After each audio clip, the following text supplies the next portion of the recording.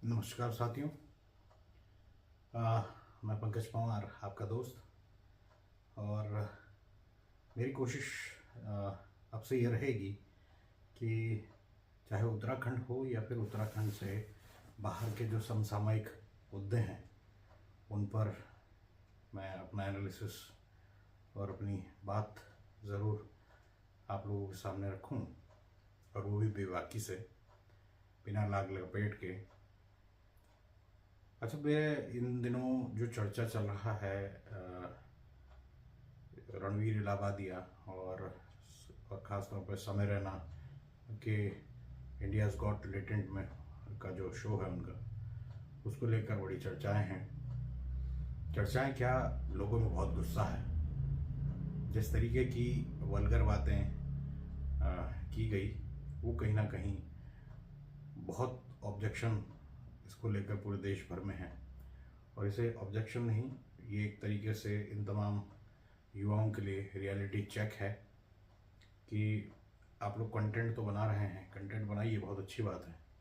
इस देश में लोकतंत्र है, कंटेंट बनाने में किसी को कोई नहीं रोक रहा है, लेकिन उसमें एक सीमा होनी ज़रूरी है। और वो सीमा जो है वो लागी जा रही है। और मुझे लगता है कि चाहे इसमें सबसे ज़्यादा जो गलती है वो मुझे लगता है रणवीर इलाहाबादिया की है। और जिस तरीके से उन्होंने वो सवाल पूछा, अच्छा सवाल पूछा तो अलग बात है, मैं तो उसे कहूँगा कि कॉपी किया। मैंने एक ऐसा ही वीडियो और सेम क्वेश्चन जो रणवीर इलाहाबादिया ने पूछा अमित पैट से, उसने सीधे तौर पर जो पूछा वो मैंने एक दूसरा इंग्लिश किसी वुमेन का वीडियो था, जिसमें वो एक पुरुष से पूछती है, इंग्लिश जो मैन है उससे पूछती है, और वही कन्वर्सेशन जो है वो रणवीर इलाहाबादिया की इस जो आप लोग क्लिपिंग देख रहे होंगे इन दिनों जो चल रही है, उसमें वही सवाल डिट्टो, कोई हेर फेर नहीं। उससे ऐसा लगता है कि जो इंडिया गॉट टैलेंट जो है उस पर जो भी बना है वो बहुत स्क्रिप्टेड है। वो पूरी तरीके से इनको पता था। अभी वो कह रहे हैं कि मेरी मंशा नहीं थी, मेरे फोटे नहीं है, मेरा जो जो ये कॉमेडी है मेरा फोटे नहीं है। तो एक तो बड़ा सवाल ये है कि अगर आपका कॉमेडी फोटे नहीं है तो आपको ऐसी जगहों पे जाना नहीं चाहिए जहाँ आपको कॉमेडी समझ ना आ रही हो, या फिर कॉमेडी में क्या कहना है ये आपको समझ नहीं आता हो। दूसरी सबसे बड़ी बात यह है कि अगर आप किसी कॉपीड कंटेंट को अगर आप अपने उसमें वो कर रहे हैं, और पूरी तरीके से मुझे लगता है रिहर्सल करके ही आप लोग इस तरीके के शूटिंग्स बनाते हैं, क्योंकि इसमें मुझे नहीं लगता कि ये कहीं से भी लाइव जा रहा था ये कार्यक्रम, और इसके लाइव होते भी नहीं है समय रहना के। वो सारे कार्यक्रम जो है वो रिकॉर्डेड होते हैं। कुछ जो अलग तरीके जो उनकी क्लिपिंग्स होती हैं जो इसमें वो स्ट्रीमिंग टाइप करते हैं, उसमें ज़रूर वो लाइव हो सकते हैं, लेकिन ये वाला कार्यक्रम नहीं था। तो कहीं ना कहीं रणवीर इलाहाबादिया जो अब सबसे माफ़ी मांगते फिर रहे हैं, उनको ये बात सोचना चाहिए था कि आप किस तरीके की बात कर रहे हैं।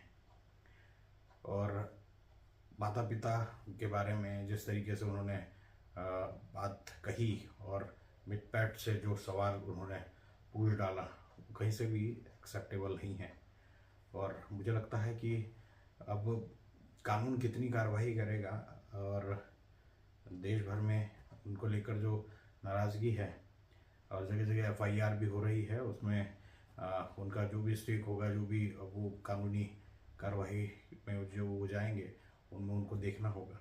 लेकिन इस समाज में और इस सोसाइटी में, और ख़ास तौर पे इंडिया जैसे देश में, जहाँ पर हर चीज़ पर कहीं ना कहीं बहुत सोच समझ कर बोलना ज़रूरी होता है, भावनाएं बहुत आहत होती हैं, और ख़ास तौर पर इस तरीके की बात अगर आप अपने पेरेंट्स के लिए या फिर किसी के पेरेंट्स के लिए बोल रहे हैं तो बहुत ही ऑब्जेक्शनेबल है। दूसरी बात मैं ये कहना चाहूँगा कि समय रहना जो है वो नो डाउट वो बहुत टैलेंटेड, अगर कहा जाए तो वो टैलेंटेड कॉमेडियन बन सकता है।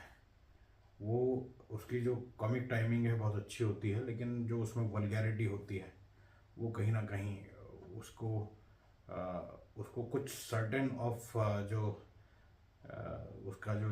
उसके जो चाहने वाले हैं, जो इस तरीके की कंटेंट देखना पसंद करते हैं, क्योंकि आप देखेंगे कि ये जो इंडियाज़ गॉट लेटेंट जो शो समय रैना करते हैं, उसकी जो उसमें व्यूज़ होते हैं वो कहीं 23 मिलियन, कहीं 27 मिलियन, कहीं 24 मिलियन। ठीक है, इतने अच्छे आपको व्यूज़ आ रहे हैं तो हो सकता है कि आपको लगता हो कि जो मैं कह रहा हूँ वही सही है। गाली भी दूंगा और वल्गर बातें भी करूँगा और वल्गर बातें करवाऊँगा भी, तो वो भी वो आपको अच्छा लगता हो, क्योंकि उससे आप पैसे भी कमा रहे हैं। लेकिन समय को ये जानना चाहिए कि जो आपके परिवार वाले हैं, आपके परिवार को भी जानता हूँ, आपके पापा को भी जानता हूँ, और बहुत अच्छे लोग हैं, और उनको उनके द्वारा जो दी गई सीख है उसके हिसाब से काम करना चाहिए, ना कि इस तरीके के किसी वल्गैरिटी वाले शो को बनाने के। अगर आपको कॉमेडी करनी ही है तो आप ठीक वैसे भी कर सकते हैं, जैसे कपिल शर्मा शो जो है उसमें बिना किसी तरीके की गाली दिए कॉमेडी की जाती है। फूड कॉमेडी नहीं होती है, और जिसको हम फूड कहते हैं। और अगर आपको कॉमेडी करनी है तो देखिए, स्टैंड अप कॉमेडियन कई तरीके के होते हैं, और कई लोग ऐसे होते हैं जो इसी तरीके की वल्गैरिटी पाकर जो है वो फेम पा जाते हैं, और कई ऐसे लोग होते हैं जो अच्छा कंटेंट बनाकर भी जो है वो चर्चा में नहीं आते।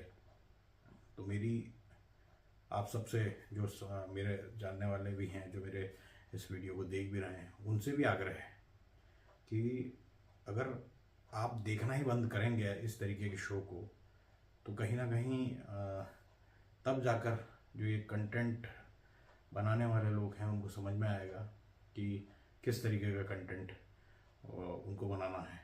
कहीं ना कहीं इसी तरीके से सोच बदलेगी, और मेरा मानना यही है कि आप कंटेंट बनाइए, बहुत अच्छी बात है, आपको लोग देखें। और ख़ास तौर पर इस तरीके के जो कंटेंट बनते हैं वो अगर हम अपने आस कहीं पे अगर उसको खोलना भी चाहें तो नहीं खोल पाते हैं, क्योंकि इतनी गालियाँ होती है, इतनी वल्गैरिटी होती है। मैंने आज से पहले मैंने भले ही समय रैना के और रणवीर इलाहाबादिया के काम नहीं देखा हो, लेकिन जब से कंट्रोवर्सी हुई है तब से मैंने उन्हें देखा, तो मेरे अगर कहा जाए तो कानों से खून निकलने वाली स्थिति हो गई थी। इतने गाली गलौज। ठीक है, आप कॉमेडी करते हैं और कॉमिक टाइमिंग होती है, लेकिन हर कॉमिक टाइमिंग में गाली ही दिया जाए या फिर वल्गर बातें ही की जाए, किसी के साथ भद्दे कमेंट ही किया जाए, वो ठीक नहीं है। तो मेरा आप सभी से आग्रह भी यही है, जो भी इस तरीके का कंटेंट बनाते हैं कृपया इस समाज को गंदा ना करें, और ख़ास तौर पे इस समाज के बारे में ये ज़रूर देख कर चलें कि आप क्या बना रहे हैं, और केवल ये भी देखें कि आपके ये केवल अगर कभी आपके परिवार, आपके नाते रिश्तेदार वो देखें तो उनकी भी आंखें जो है वो शर्म से झुके ना। इस समय आप लोग माफ़ी मांग रहे हैं वो अलग बात है, लेकिन आपको ये सोचना चाहिए कि इस तरीके के जो कंटेंट है वो बहुत लॉन्ग टाइम के लिए नहीं चलेगा।